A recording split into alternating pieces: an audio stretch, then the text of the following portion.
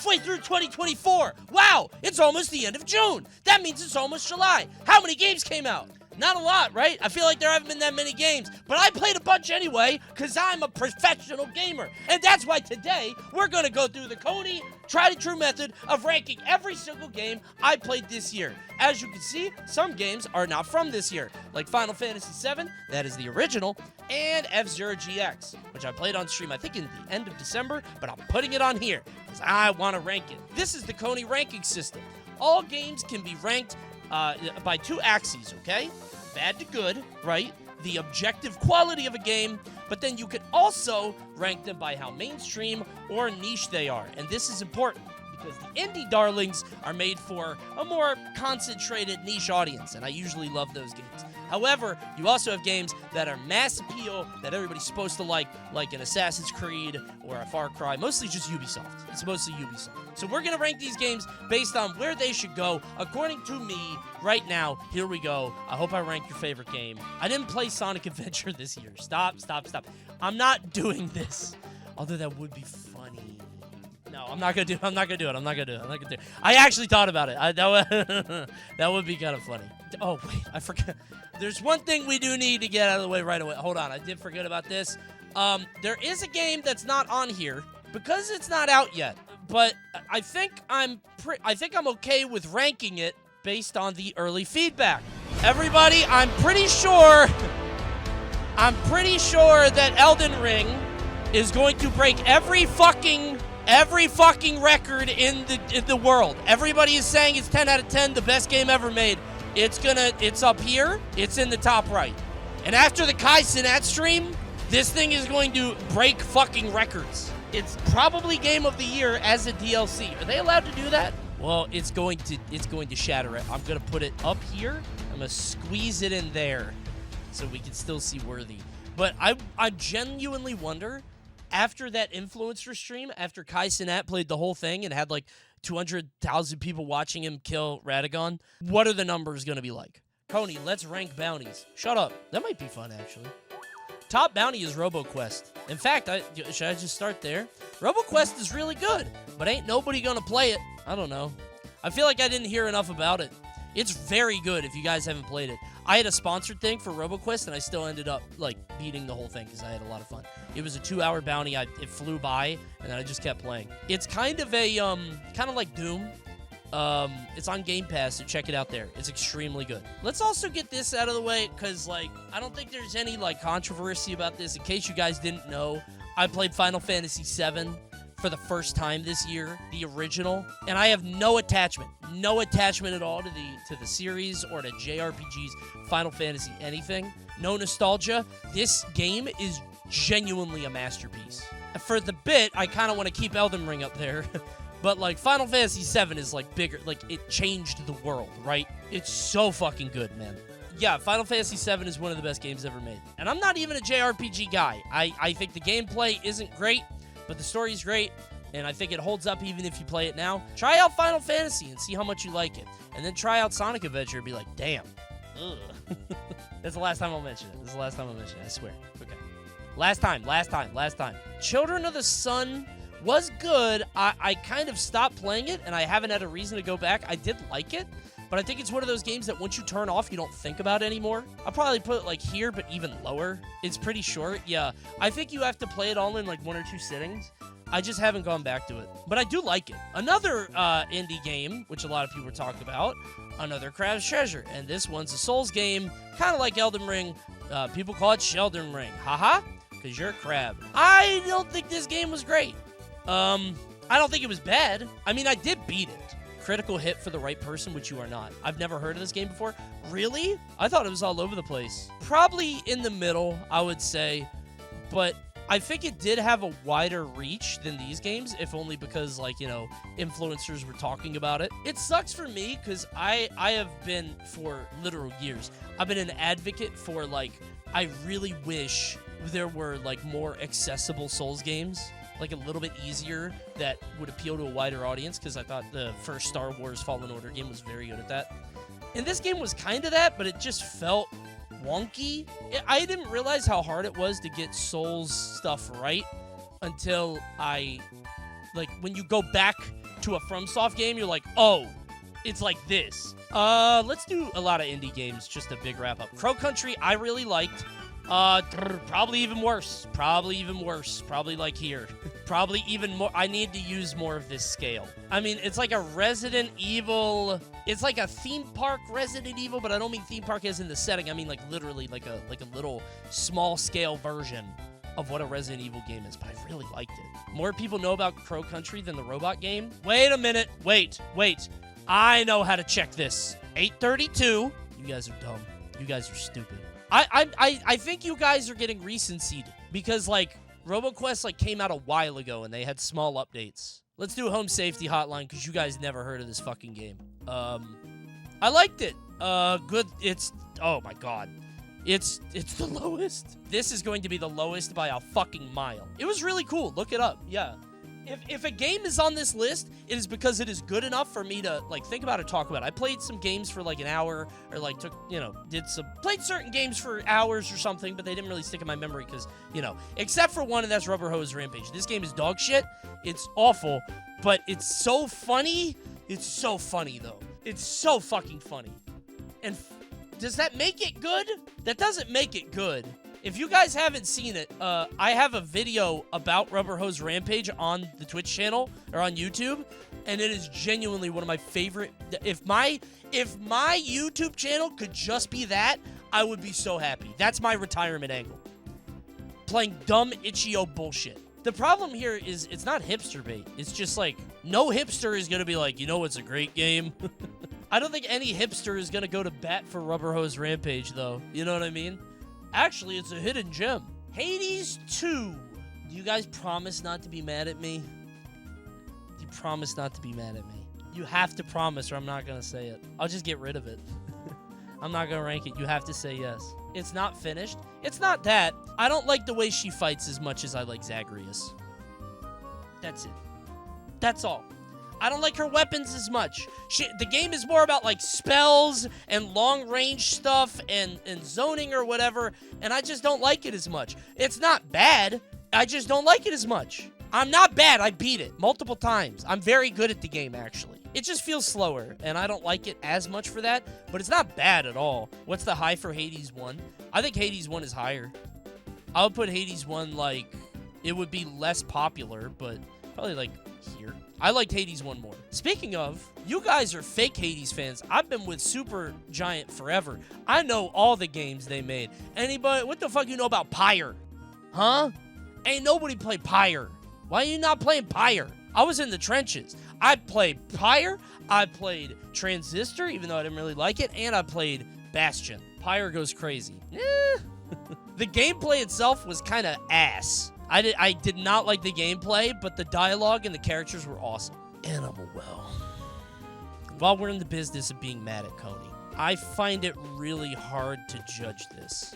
This is a game that either hits critically for you, or it just is pretty good. Animal Well is sleeper? No, it's very good. It's just like, it was a 7 out of 10 for me. The post-game is what made it so good, popular.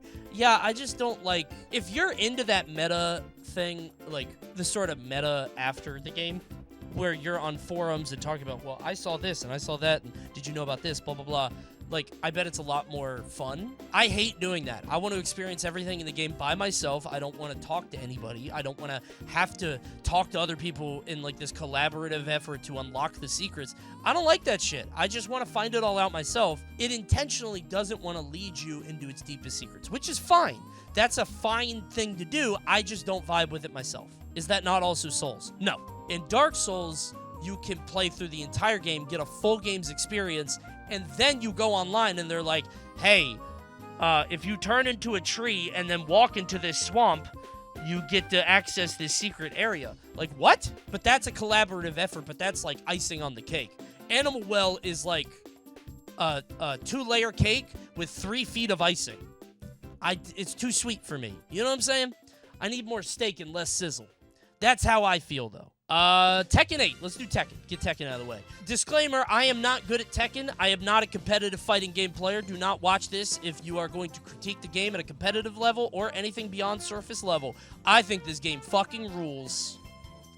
I think it's great. Tekken's very fun. Very funny. too. It's been a long time since a game has shown me the joy of like how stupid and silly fighting games are. Because I played Street Fighter 6, and it's like kind of funny sometimes, right? Tekken is very funny. Sometimes intentionally, because of the stuff they add, like the chair shot or whatever. And sometimes just, like, organically.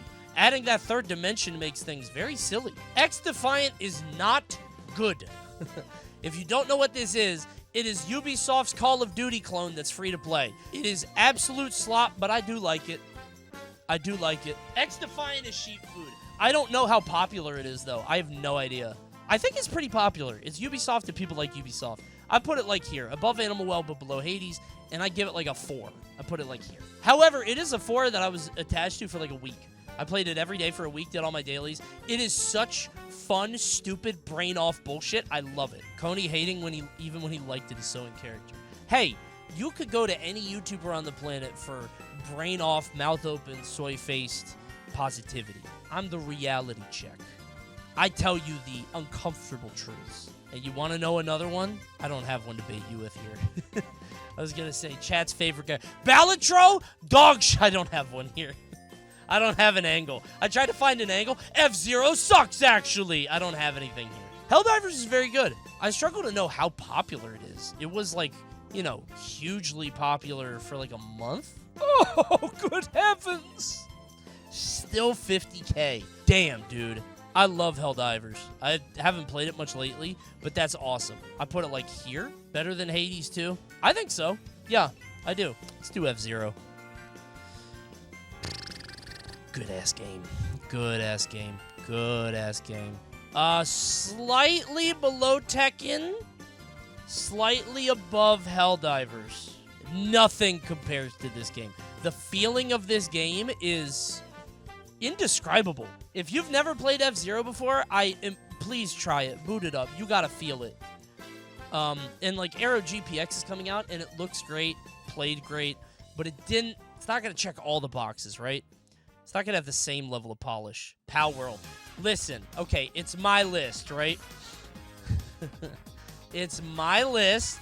This is where things get bad. Because objectively speaking, Pal World is pure fucking slop. But it's so funny. It's so funny, though. And people loved it. And it sold so well. As soon as I put it above Animal Well, I saw people oh-knowing in chat. Uh-oh. Hey, you guys said just 1 minute ago it was my list. You just said it was my list. You tried to get me to have my list. You guys before were like, Cody, it's your list. Don't be scared. And now you're trying to get me to walk it back? Dude, no. Oh, my God. Are you fucking joking? No. No. Oh, my fucking God. 2 million, dude. Okay, I finally, I kind of forgot about that part. Yeah, so it's like here. It's not even mainstream, though. I've never heard a human being talk about Pal World. Like, I've never heard anybody be like, you know what game I really like? Like, that's not, people aren't discussing Pal World. Okay, by what metric? Like, mainstream, a lot of children saw Madagascar. How much did this sell on the GameCube? Which one was better? Ratatouille was definitely better than Madagascar, I think. I think Ratatouille did way better than Madagascar, right? Both domestically and overseas. Ratatouille is a better movie. Is Ratatouille better than X-Defiant? See, these are the hard-hitting questions you come to the Coney Stream for. X-Defiant is a soulless Call of Duty clone that plays extremely well. Ratatouille is a not really soulless. It is a cash grab 3D platformer of the, like, Mario Party variety where they just throw a bunch of games at you. I think I'm gonna have to put Ratatouille lower. And then Madagascar goes, like, fucking, I don't know, here. This is stupid. Yellow Taxi Time? You know what? You're so right, Chatter. Oh, dude, nobody played this fucking game. This, I think, is another one of those games that if it hits for you, it hits hard. I think nobody played this game. Oh my God. Dude. I'm gonna look like such a fucking hipster. I'm gonna look like such a hipster putting this so high. I've never heard of this dude. Really? It's genuinely so fucking fun, dude. Yeah, so what this game is, somebody said, is it like Crazy Taxi? Not really? It's a 3D platformer collectathon. It is so hard to explain. It's extremely good. I love this fucking game. Also, the music is excellent. It might be my game of the year. Which, again, I'm really trying not to be a hipster and be like, wow, this indie game you've never heard of is my game of the year. You probably never heard of it. It's just very fucking good, man. Rivals 2. It's not out yet. It's very good. That shit is niche as hell. Here now. Might go higher. Obviously, when the real game comes out, it'll probably be higher. Everybody loves this game. The netcode is excellent. I didn't play many bad games. I think that's just because if I'm going to play a game, I know, like, I won't beat it. You know what I mean? The only bad game that I beat and played a lot of was Rubber Hose Rampage. Let's do Multiversus. Multiversus. Extremely popular. Even the comeback was popular. Even the comeback people went crazy for. They really did. Not as crazy as the first time. The game is very popular, but it's also not good. This game is very frustrating, especially if you have experience, a background in plat fighters. I've been playing this with a lot of people who play a lot of plat fighters who, like, if you're a super casual and if this is your first, like, it's excellent. They should market it to the casuals and to, you know, Pop Shaggy Side B with no sour spot. No moves have sour spots. Everything's a sweet spot all the time through. Like, this game should be that. But if you're seasoned, this game is so fucking annoying to play. But it does, you know, they're making updates that are good. They're making good updates, I think. They're steering it in the right direction. It's just a very ugly start to probably, like, here. The way that I see this is that Multiverse is a work in progress. They have a month. On June 28th, the NDA is off, and I'm going nuclear. They aren't doing shit. They are. They're doing shit. Dude, okay, they're helping out progression. They're making it feel more meaningful. They're making, like, they help with the battle pass. They changed the rift system. They are making good changes. The problem is that the changes are centered around, like, keeping people in, but not the game itself. And the game itself is not great, I think. I think it is indefensible to launch and turn a character off for 2 weeks. All right, Giant, turn that shit off. You bought him for $10? Sorry. He's in the shop. We gotta fix him. Oh, we got a bunch of updates and patches to fix him, but we're not ready to let him out of the shop yet. He's gonna be another week. I will say, Multiversus is very fun if you're playing a top 5 character. If you're playing Joker or Wonder Woman or Steven or Bugs or, like, then it's a good time. If you're playing Jason, get the fuck off. You're not playing the same game. Beltro is good. It's very good. You will never convince me it is mainstream. I actually don't know. Was this like a big... No, it was never like a blowout success. I think it is an extremely successful game for a certain quarter of the internet. That's still massive. Yeah, but it's not some of this other stuff. I wish I had more sheep food. Or more just garbage. Hipster bait, maybe? You know, the niche bad stuff. Did I play any niche bad games this year? Why do you even rate a game's popularity? Because I think that's important to know. Who does it appeal to? Is it the masses or is it to a certain subset? Because when it appeals to a certain subset, it's more likely to, like, critically hit within that subset. This year, it hasn't been that big of a deal because a lot of these games are indie games. This is the year of the indies. But in the past, I would put a Far Cry, like, here, and the mainstream is important because, like, this game is not, it's made for literally everybody, and it's dumb, stupid, brain-off slop, right? That's important to know. Rise of the Ronin? Oh, shit. This is gonna feel so... And Prince of Persia. Fuck! I didn't even beat Rise of the Ronin. The map got bigger, and I was like, fuck this. Rise of the Ronin is slop. It is very slop. I did not beat it because I beat the first world, and I was 100%ing it, and it opened up, and it went to a whole new area, and I was like, oh, fuck this. And then I found out there are 3 areas. It's bad slop. I'd put it like here. That high? It was pretty popular, I think. Would you define slop as trite? Not really trite. Slop to me is like open world, Skittles game, climb the outpost, look at the map, follow the objective. Like, that's what Rise of the Ronin is, and it's fine. And to be clear, that's what I wanted. That's what I signed up for. But there was so fucking much of it that I gorged. I was like, this is too much. Prince of Persia, oh, man. It was good. You know what it is? Because Metroidvanias are usually pretty short, and by short I mean 12 hours, the way I judge them is how long they stick in my memory afterward. Prince of Persia left immediately. It's good, but it didn't leave a mark at all. And actually, I'm mad at it because I get mad at any Metroidvania that doesn't have a collectibles map or something to guide me after you beat the game. So I can 100% it. And it doesn't have that. It has a parrot that can find the treasure for you. Do you know how you get that parrot? You had to pre-order the game. If you pre-order the game, it comes with a parrot that tells you when there's a collectible nearby. Not a joke. Anybody see any problems? Speak up. Madagascar is too low. Yellow Taxi is more niche. True. This is as good as it gets. Let's post it out so everybody else can say something about it. I bet they're going to say really nice things that we all will appreciate. All right, it's out. It's their problem now.